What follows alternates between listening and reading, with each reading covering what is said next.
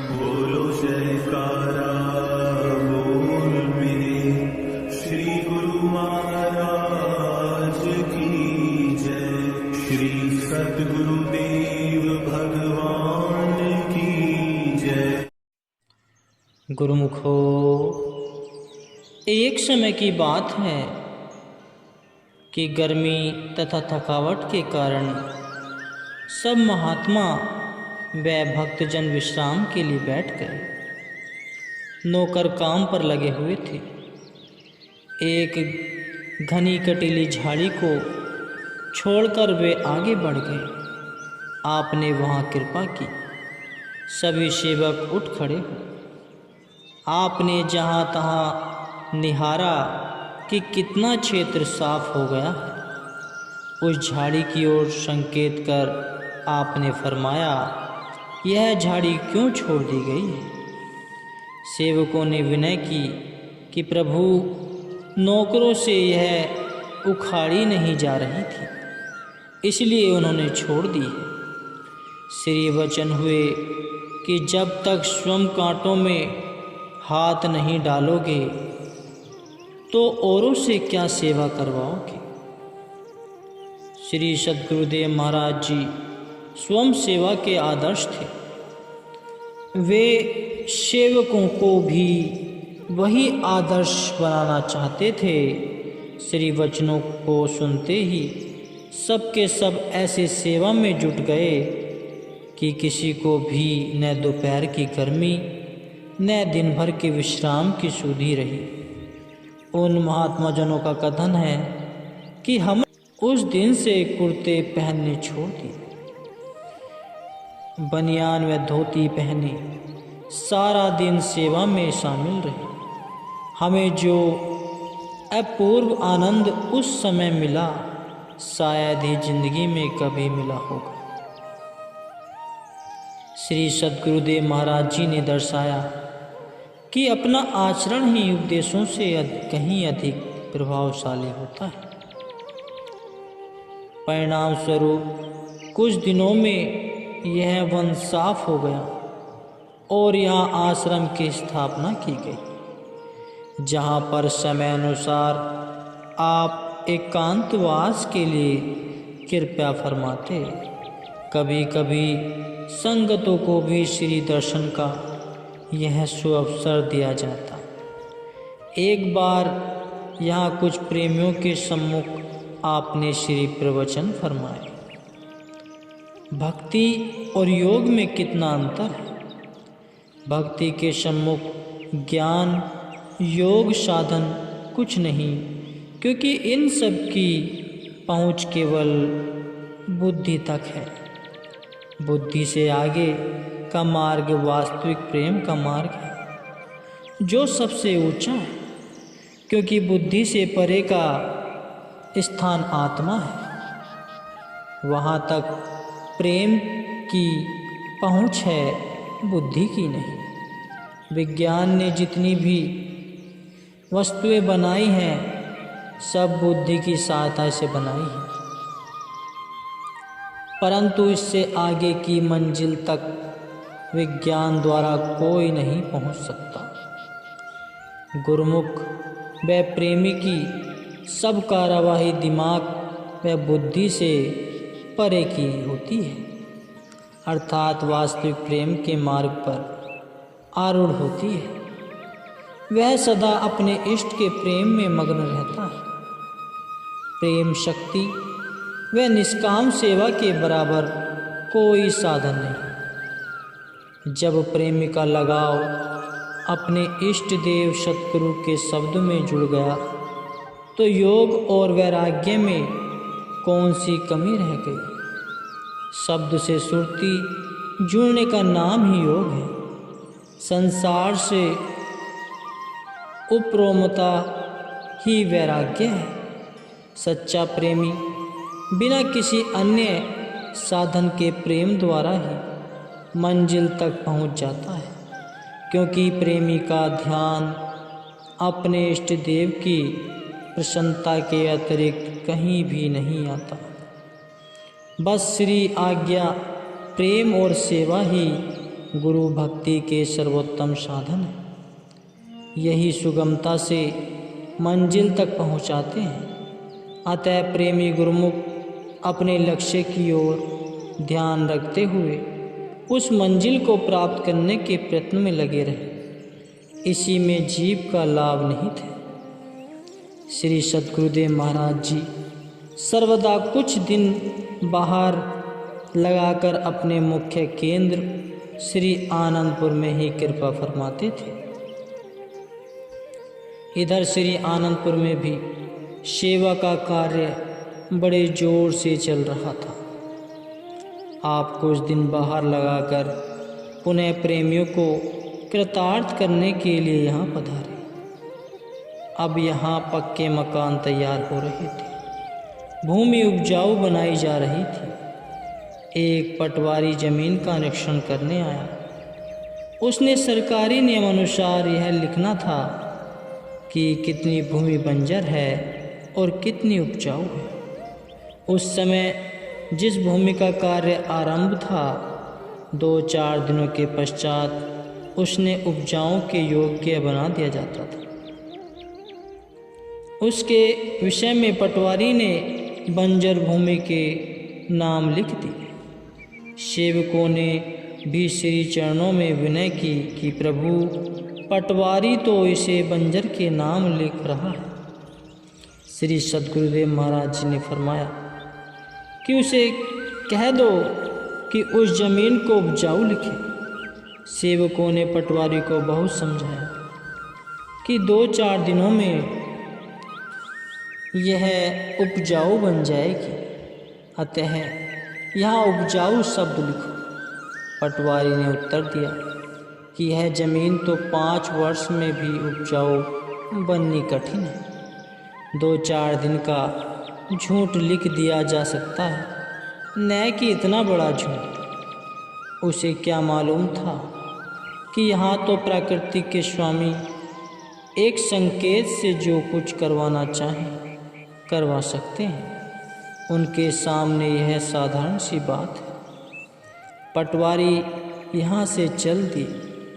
जब दफ्तर में जाकर फाइलों में नोट करने लगा तो वही भूमि उपजाऊ शब्द में लिखी गई। उसने फाइल बंद की और घर की राह ली। 5 दिन पश्चात जब उसने फाइल खोली तो अपनी कलम से उपजाऊ शब्द लिखा हुआ पाया। वह हैरान था कि ये कैसे लिखा गया। पुनः वह श्री आनंदपुर में उसी दिन आ गया। उस जमीन में बीज बोया देखकर उसके आश्चर्य की सीमा न रही। उसने मन में समझ लिया कि यह महापुरुष मानवीय शक्ति से परे है। उसने सेवकों के सम्मुख श्री दर्शन करने की इच्छा प्रकट की। श्री सद्गुरुदेव महाराज जी ने विनय स्वीकार कर उसे श्री दर्शन से कृतार्थ किया। उसने अपनी भूल पर श्री चरणों में क्षमा के लिए याचना की। आपने फरमाया कि यहाँ तो कुदरत की सभी शक्तियाँ स्वयं काम कर रही।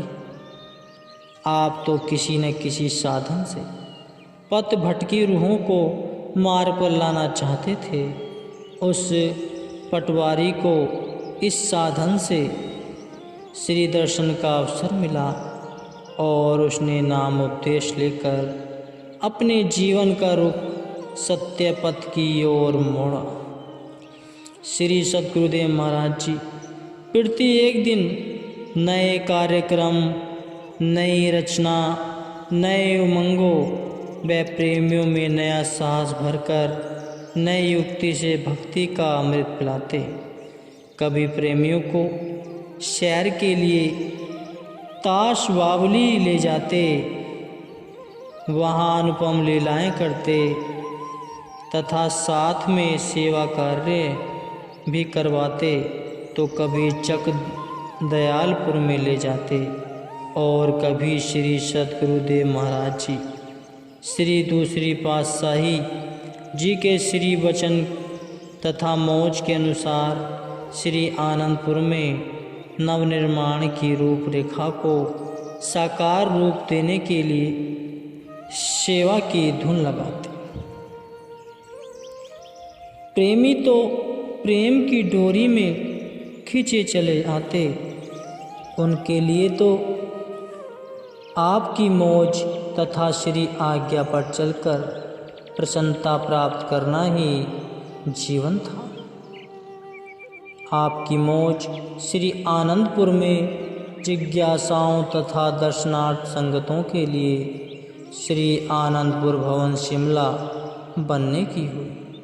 इसके साथ साथ पानी की कमी को पूरा करने के लिए बोरिंग तथा अन्य कार्यों को पूरा करने की योजना बनाई। इधर महाराष्ट्र की धरती आपके श्री मृदुल चरण स्पर्श कराकर पुण्यवती अपने के लिए पुकार कर रही थी। जिस ओर से प्रेम की आतुर पुकार आपको बुलाती, आप उधर ही प्रेम के आकार बनकर उस करुण गुहार को सुनते। परमार्थ लाभ कराने हेतु आपको मानव हृदय आर्त स्वर से पुकार रहे थे। प्रेमियों की वहमवल पुकार ने श्री सद्गुरुदेव महाराज जी को विवस्थापूर्वक खींचा। आप जहाँ भी कृपा फरमाते वह धरती तथा मिट्टी पवित्र बन जाती। मानव दानव वृत्तियों को त्याग कर देव वृत्तियों को धारण कर लेते। माया व मन अपना शामोह लेकर रह जाते। उस धरती के कण कण में हर्ष समा जाता। आपको बम्बई, पूना, शोलापुर, कोल्हापुर, कल्याण, औरंगाबाद महाराष्ट्र के प्रेमी विनय कर रहे थे। वे इतनी दूर श्री आनंदपुर में सुगमता से श्री दर्शन न कर सकते थे। श्री सद्गुरुदेव महाराज जी की मौज भी यही थी कि भारत के कोने कोने में इस नाम की ज्योति की किरणें पहुँचे। अतः भक्तों के आग्रह करने पर आपकी मौज यह हुई कि महाराष्ट्र में भी कोई आश्रम बनाना चाहिए, जहां आकर संगते श्री दर्शन व सत्संग का लाभ उठा सके। आपने अपनी हार्दिक उमंग तथा दिव्य दृष्टि से जिला पूना को सत्संग के लिए उचित क्षेत्र चुना और श्री मौज उठी कि इसके आसपास की भूमि खरीदी जाए, यहीं पर ही आश्रम बनाया जाए, क्योंकि यहाँ का जलवायु स्वास्थ्यप्रद है।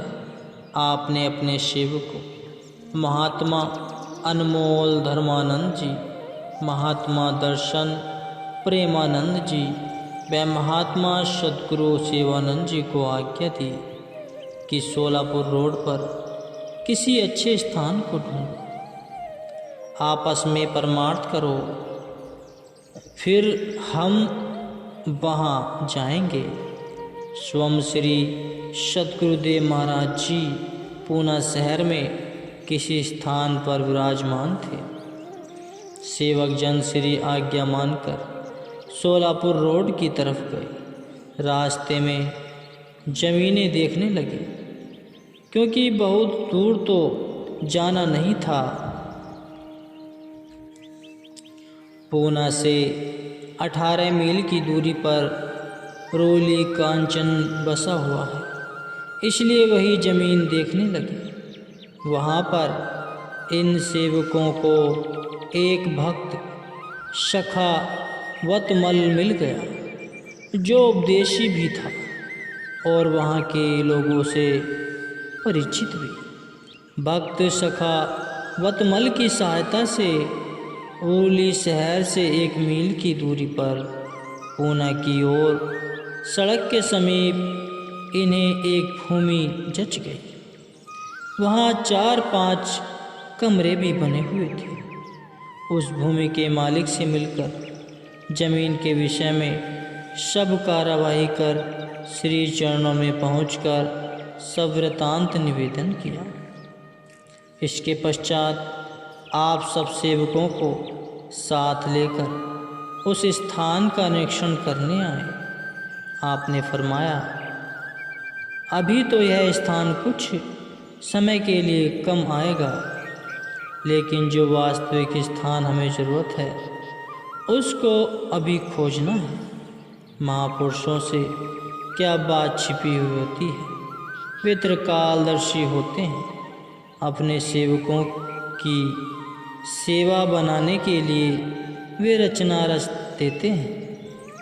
वे सेवकों को सेवा का अवसर प्रदान कर लोक परलोक का कार्य करते हैं। इससे सेवकों की गढ़त भी होती रहती है और साथ साथ उनके मन की अवस्थाओं की जांच भी होती रहती है। इसे खरीदने की आज्ञा प्रदान की ताकि यहाँ परमार्थ कार्य आरंभ हो जाए। 5 सितंबर 1952 को उरली कांचन दयाल धाम का यह स्थान खरीद लिया गया। यहाँ पर श्री सद्गुरुदेव महाराज जी समय समय पर पधार कर सत्संग उपदेश की पावन धारा बहाने लगे तथा साथ ही श्री दर्शन से जन जन को कृतार्थ करने लगे। इसके साथ साथ सेवा का कार्य भी आरंभ करवा दिया। बड़े बड़े कमरे निवास के लिए भोजनशाला, सत्संग हॉल, बगीचा व 4 दीवारी बनवाई। जहाँ पर जो बावली खुदवाई उसका पानी डॉक्टरों ने परीक्षण कर पूरे इलाके भर के पानी से प्रथम स्तर का बताया।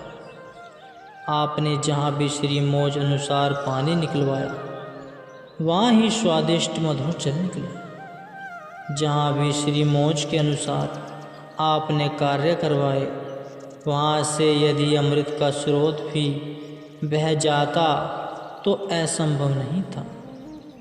यहाँ पर बम्बई, पूना, कल्याण व हैदराबाद से संगतें आकर श्री दर्शन सेवा तथा सत्संग का लाभ उठाने लगी। इसके साथ साथ आपकी उस वास्तविक स्थान की खोज के लिए भी मौज बनी हुई थी। उसका कार्य भी सेवकों से आरंभ करवाया। आपने सेवकों को इस क्षेत्र के आसपास का स्थान ढूंढने की आज्ञा दी।